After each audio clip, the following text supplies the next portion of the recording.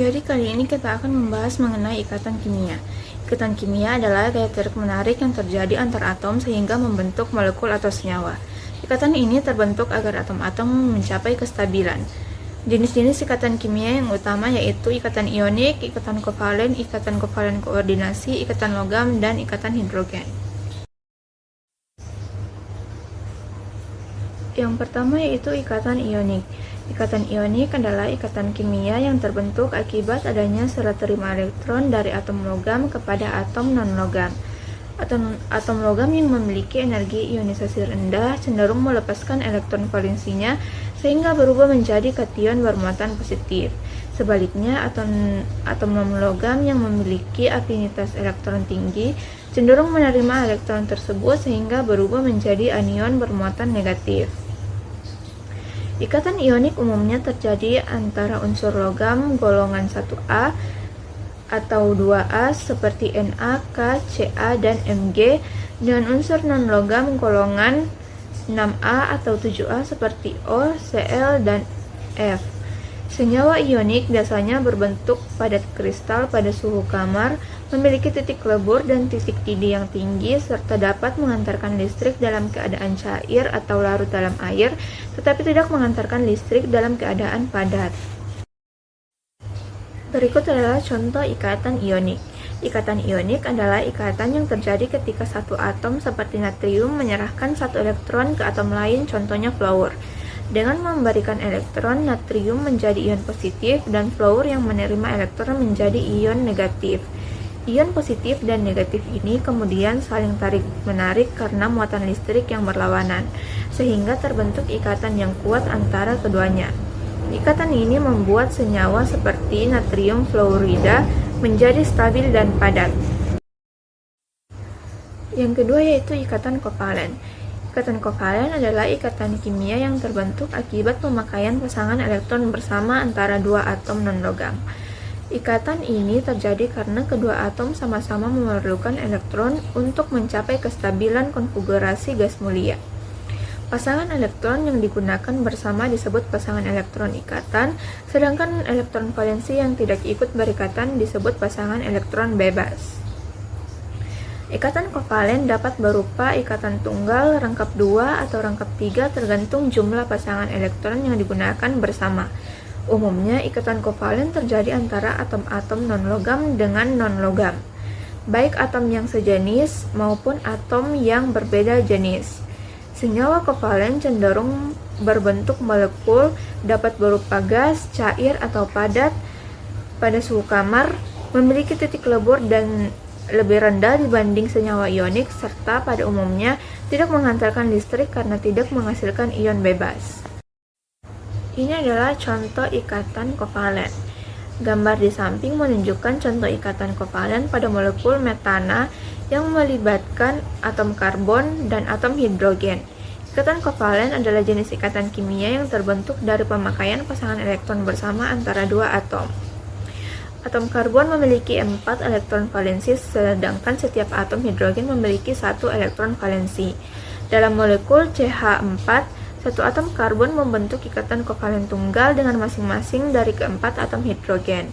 Setiap ikatan kovalen terjadi karena 1 elektron dari karbon dan 1 elektron dari hidrogen dipasang atau berbagi sehingga keduanya mencapai kestabilan. Dengan demikian, karbon berbagi total 4 pasangan elektron dengan hidrogen menghasilkan molekul CH4 yang stabil.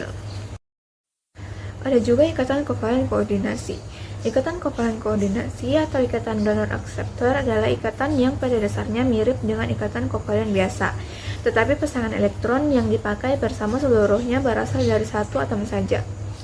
Atom yang menyumbangkan pasangan elektron disebut donor, sedangkan atom yang menerima pasangan elektron disebut akseptor. Ikatan ini sering terjadi ketika suatu atom memiliki pasangan elektron bebas yang dapat didonasikan kepada atom lain yang kekurangan elektron. Senyawa dengan ikatan kovalen koordinasi cenderung memiliki sifat mirip senyawa kovalen, seperti tidak mengantarkan listrik dalam keadaan padat, tetapi beberapa dapat bersifat polar sehingga larut dalam air. Ini adalah contoh ikatan kovalen koordinasi. Pada gambar terlihat molekul NH4 plus Cl-. Atom N awalnya memiliki 5 elektron valensi. 3 elektron digunakan untuk membuat ikatan kovalen tunggal dengan 3 atom H.